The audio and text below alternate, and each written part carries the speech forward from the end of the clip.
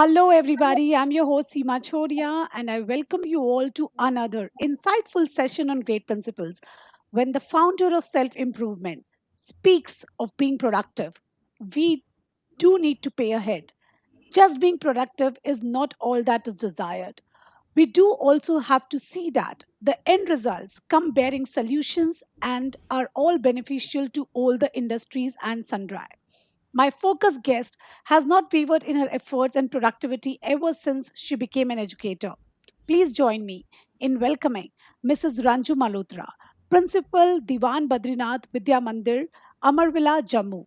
Welcome to Great Principles, ma'am. It's truly an honor to have you today. Pleasure is all mine, Miss Singha. Thank you so very much. So let us begin where it all started. So, as I said, that once you became an educator, you were absolutely focused and you worked at your best there. So, teaching happened by chance to you. So, could you please narrate that incident? What is that made you an educator and now that you love this vocation? Yes, as many people choose their profession, but teaching profession came to me by chance. It isn't it that I wasn't interested into teaching, but I had never given a thought for teaching, taking up as a profession in my career. Uh, I started off with my journey as a class three teacher.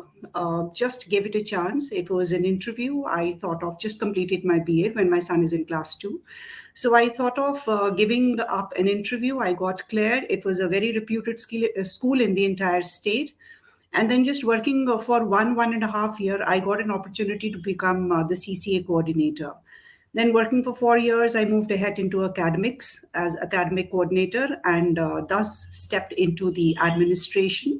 Um, I witnessed various exams and I held various exams both into school and at national level. Besides the Trinity College London examination, I headed, and that was the time when it was one of its kinds in the entire state. So, with this, I just stepped in with one belief that whichsoever profession I would choose, I would give in my 100%. And I also believed in that, opportunities do not come to you. You have to create opportunities to move ahead in life. So one has to step out of the comfort zone he or she is in to move ahead in life. And here I am today, and I feel myself lucky enough um, in a way that I could fit into the shoes of my staff members as I've traveled right from class three to TGT to a PGT to an administrator and now to a principal. So, this is all about my journey. Wonderful, ma'am. It's great to know about your journey here. As now you are, graded to principal. So, what is that you love about this vocation? What keeps you ticking to be here? I always have dreamt of, or you may say, there has always been a vision that I've looked forward for. And now that I've got a chance to prove that up, is to develop that confidence into the children. And what I feel is fluency of expression is very much required and it is very much missing in today's generation. No, no doubt, they are the present citizens of Generation Z, but at the same time, we need to focus on the ethical sense, on all kinds of moral standards that the students of today are missing on to help them follow their passion. We always have given them targets to be set on. We've always put up some goals as parents and as teachers, but that happiness quotient is missing.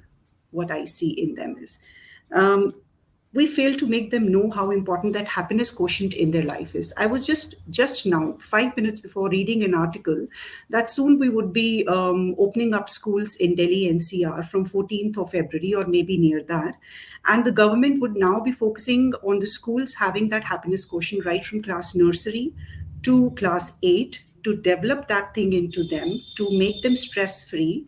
And we should give them a chance to take their own decisions. We always stress them with decisions, we always put goals, and that happiness is somewhere missing in them. So true, ma'am. Like before, also you told about the opportunities. So, as people say, when opportunities knocks, grab them. And ma'am, believe it. If it's not knocking, you just built a door and open it. So, this is one thought and the good takeaway from ma'am's answer. And the second one, the happiness question. Yes, very much missing. What is happening? I feel, ma'am, world is becoming busy. We all are becoming so busy. We How do we communicate these days? We send smileys, gifs, and this is how we communicate. And you said very nicely, very rightly, you said that we need our children to be better communicator, but more expressive. And when they're not able to express themselves, they stress us out. The need of parent is at times fulfilled by some other taking the place. We feel that, all right, enroll them in more classes, and then that opportunity is also missed by a student to express to the person he is or she is more closest to. So these are my observation which I'm observing these days, especially in pandemic, how back to back there are so many virtual classes going on and we are just enrolling kids there. So yes, very rightly said, few things needs to be taken care of, and I'm happy that government has finally focused on happiness question. Great to know this. Moving ahead in our conversation, ma'am, educators always speak of being learners for life, and this is also an important requisite in teachers life too. So tell me, how should teacher prepare and deliver lessons effectively? Seema, according to me, an effective lesson or an effective lesson plan is one that is understood well by a child in the class. And it should be child centric. We keep talking about being child centric, but we do not actually implement that in the class. A child loves to learn while playing. He loves to involve himself in various activities.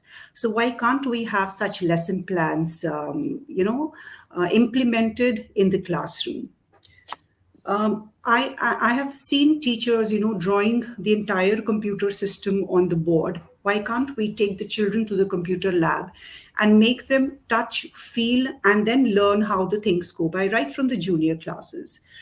I've seen teachers making the students write long paragraphs in the form of answers on, say, what is biodegradable, non biodegradable, or a composite pit, for example. So we always encourage the teachers to take them out from the four walls of the classroom and make them dig their own pits and let them put their own garbage and let us see what happens to it after a period of 1 month or so. So, all these experiential learning is very much required in today's effective lesson planning. Storytelling. NEP also talks about art integration. Why can't we have music, we have dance, we have painting? The ones those are not good at, with their oratory skills or speaking skills, they can add on to these storytelling parts. And why can't we have the subject integration, teaching one subject in collaboration with the other subjects? So all these things would enhance the effective lesson planning. And the recent studies also says that it should be 80% of the students who should be allowed to speak in the class and 20% the teachers, whereas we in our education system have the opposite of Opposite. it. We always keep speaking and we'd hardly give any chance. Okay, raise your hand in case you have any question. So who would raise the hand to ask a question? So give them a chance to frame their own questions, give them a chance to come up with their own queries, give them a chance just be a felicitator in the class for them to, ask and interact as much as they can. So it would actually cover up the fluency of expression as well. And how knowledge is transferred from a teacher to a child, it should also be made to make them learn that how this knowledge is implemented in their day-to-day life. Otherwise what they are learning, we cannot connect them to what how it would be related to their lifetime, and that should be the purpose of teaching. Absolutely, ma'am. Very rightly said that experiential learning, self learning, that is what is required. And once a teacher achieves that love, that a child start loving learning and he himself start exploring about the concept, that is when true learning happens. And the child is able to express himself also better because he has understood well. But, ma'am, here again, one more thought pondered in my mind always, is it definition or the concept? Child is again, when we talk about experiential learning, but we evaluate the child on the basis of rote learning. We want him to write the definition. So how do we, just fit everything in the right bucket and have the practical learning evaluated also on the basis of practical examinations? Ms. Seema, if you talk about the concepts or the rote learning, certainly the education system has changed drastically, and we are moving ahead now towards the conceptual learning. The concepts of the children should be made clear. That is why all these activities are being added into different standards, into different grades, right from the very beginning. And there is no concept of writing definition anywhere in Hindi and anywhere in English. We do not. And I always used to, give example of the three idiots in my class. What is the definition of the machine that was asked in the movie? Right. I always used to tell my students with the same example that I do not want you to write down the definition of nouns or pronouns. You just remember it by, learning and applying it, finding out different words from what is around you. That is what noun is. Finding out, you go in a kitchen and find out different words related to it. That is what is noun, and how to convert it into a pronoun. So that is the concept developing, and we do not focus on rote learning. This is how the education system is changing and has changed drastically. I'm happy to know about that. This is truly, very good news to hear this, that this kind of things are adopting now. And yes, still, I mean, my daughter is also a school going girl, and I see her at times she is supposed to memorize the definition. But yes, change is happening. I completely agree. I see the MCQ format of, where a child is more expected to analyze the question, understand it, interpret it, and then choose the right option. So yes, things are happening, things are changing, and we all are looking forward to drastic change in coming years. Moving ahead to our next question, ma'am, being bestowed with awards is surely a push in the right direction that we all get. Once someone recognizes efforts, we get that, motivation to keep going what we are doing, and we try to become better. So tell me, do educators and teachers awards boost the morale of teaching fraternity? Certainly, yes. No doubt about it. I myself, as I told you, started with class 3, and it was the appreciation of my principal. That was the first day, first appreciation that made me indulge more into it. And I had to prove to myself first that I have to be better than what I am today so as to gain more appreciations from my seniors. It does develop the enthusiasm, and it does motivates the teacher to move ahead. And also, Seema, we work on reverse psychology here. Nobody is perfect, we all know. We all have the plus or the negative points in us.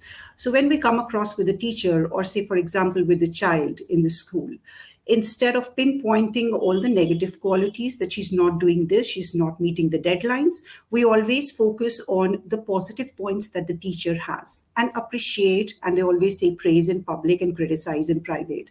So we always follow that, and we pinpoint and appreciate again and again for what the teacher is doing good. So gradually, with the period of time, the teacher starts working on what she is lacking behind. And this I've myself experienced, and I've myself seen the teachers improving themselves, and the same goes with the students. And there's nothing better to know that your efforts are being appreciated. So nothing better than that. Certainly, I think again a very good take for all the school leaders out there. If you want your teachers to perform, simply appreciate the good things that they are doing, and automatically they will start doing the things where they need to excel at. So wonderful! This is certainly a very good tip for all the educators out there. Moving ahead in our conversation, ma'am, you are very involved in global educators fraternity and have many peers who are dedicated educators. So I would like to know from you that one educationist that you look upon for your inspiration, advice, and support. Um, it could not be one, Seema, as I have many. So it just began when I was in class ninth or 10th. I used to look upon my English teacher. Her articulation of words, her pronunciation, diction, voice modulation, it all attracted me so very much that she was the first one to inspire me the most. And I still now work hard to imbibe all those skills in me. I'm still working hard for all those things. And as I've worked with different principals and different administrators, and I've picked up different traits from some, value system from others, and socializing from many more. And according to me, learning is an essential part of living. So far, so long you are alive, you keep learning. It's just that you should have that zeal to learn from wherever you go, wherever you visit, whomsoever you meet. It's just that zeal is required. You will get inspiration from anywhere, anybody, anytime. And I'm thankful to all those great, my mentors in my life, because of whom I've reached till here and what I'm here today. Wonderful thought, ma'am. I completely agree with you that inspiration is all around us. Everyone is there, and everyone has something different to offer. Are we ready to take it? Do we have our eyes, hearts, and ears open to accept that yes, there is something good in everyone? And I think this is what is needed for our children also. That there is so much around them every time that they just need to learn. It doesn't matter who the person or what the status or what he's doing or what the designation is. It's that the work defines the person and what we need to take from that person. Wonderful thought here. This brings to me to the very interesting segment of the show, which is called rapid fire round. So you have to answer in one word or a statement would do, ma'am. So, in this section, to all my dear viewers, as you know, we reveal fun facts. So, let us see what ma'am does. So, here we are with the very first question. And our first question goes like, you spend your recreational time indulging in activities like? Recently, I've developed listening and watching podcasting, trekking whenever I get time, reading books, and during pandemic, I've switched over to vlogging as well. I mean, watching vlogging. Wonderful. So, any suggestion for our viewers for the podcast to look up to watch, or here to, I mean, and I vlogs to my watch? Yeah, I myself, follow Beer Biceps, more into spiritual world, and then for vlogging, I watch like motor vlogging, daily vlogging, or some kind of guide vlogging or so. All right, wonderful. Moving ahead to our next question. You know, life is not always about being serious. We all, just need to smile because when we smile, there are so many muscles that are working. So, we would like to know a funny or a weird incident of your life that brings smile to your face. Though there are many, but I would just like to share one that happened just yesterday when I was Mhm. out in the market shopping some stuff. I was with my friend, and I moved back towards my car. It was silver gray in color. I kept logging in. I thought that it's open. I opened one silver car. I kept all my stuff inside. I was about to sit in the car. That was somebody else's car, and the driver was sitting and looking at my face and down. So it just happened yesterday. Great. The similar kind of incident happened with me too, so I can completely relate that. And I'm Okay. just putting my stuff, and that guy is staring at me. Oh, what the hell is she doing? And I'm like, What the oh, this is hell? not my car. Actually, you are so used to your own stuff that you don't realize that this doesn't belong to you. Very true. Very true. Yeah, so I can completely relate to this. Moving ahead to our next question. So you prefer reading, and reading is also one of your hobby. So what kind of books do you prefer to read? If actually I talk about, I just finished reading the Laws of the Spirit World, a very high defined book, and now I'm into the Power of Now, more related to spirituality, because I find, and I've recently, uh, I'm into discovering there's totally a new world which is unseen and unnoticed, and we live in that world which we cannot see, which exists beyond where we are living today. So, those energies, the flow of energies, the positivity, the aura, and the healing power, it's just not even a speck of it what we are gaining from the universe. And it's beyond so much that we can actually take away from the universe. So all these things are I'm finding all of these things very fascinating nowadays and getting more and more deep into it. So let us see where could I reach up to. So It this is my really interest now. sounds very fascinating to me, exploring the new world and actually the world we are actually living in and connected to, but it's yet unknown to us. Yeah, it's So, materialistic. So, but there's a world beyond that where we have plenty of millions of things which we actually need to discover before we leave this world, this materialistic yeah, world. So, we true, need to true. move. And I think that is the most difficult task. It's very difficult to give away. let go things and just be away from materialism. I think that is toughest. So that is where the whole spirituality and all everything comes in. So moving Yeah. ahead to our next question. Name two trekking spots in Talab Thilo is a place in Jammu, I guess. Yeah, it's a Jammu itself, but as I said, I've recently developed this, so I've done it somewhere in Himachal, not nearby in the same state. Yeah.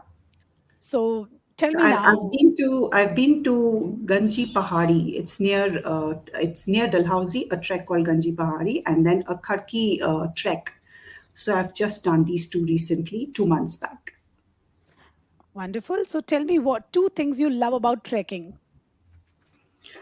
It keeps me going, and it gives me energy, motivate. It motivates me. Yes, I can do it. So once you are done with it, so you are filled up with that power and to speak about things like, yes, at this age I could travel so much, and I could Right. still achieve what I want to. Certainly, when we age, as we age, and when we achieve more as we age, the contentment is of next level, that yes, I did it. I can completely relate to this one too. Moving ahead to the last question in this segment. Which activities allow you to know more about yourself? Okay. Reading, listening to music, and having some me time. I cannot sit doing nothing at all. I feel really weird, and the days become really gloomy when I find no work. So I have to keep myself busy. This is how I go. Wonderful. So, after this segment, we came to know that you love trekking, you love to read, you love music, you are in quest of knowing the other world. And yes, what is my take is you are a person who love to challenge yourself. You want to, just keep on going and doing new things in your life and keep achieving new goals. This is what I've learned about ma'am. So, that is a wonderful trait to have. You should always be doing something new and keep challenging yourself. On this note, we reach to the last question of the show, which is called Viewer's Choice Question. So, my viewers keep sending me a lot of questions, and this is the one which I have picked for you. And see, it talks about a happy school. So, they say that a happy school is a place that ensures learning and learning experience is beneficial to the most important people in there, and that is students. Children love everything that is served with a smile. So, why is it important for children to feel respected and valued?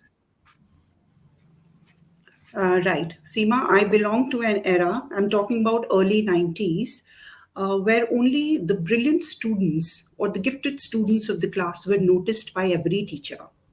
The average and the below average students were nowhere in the picture.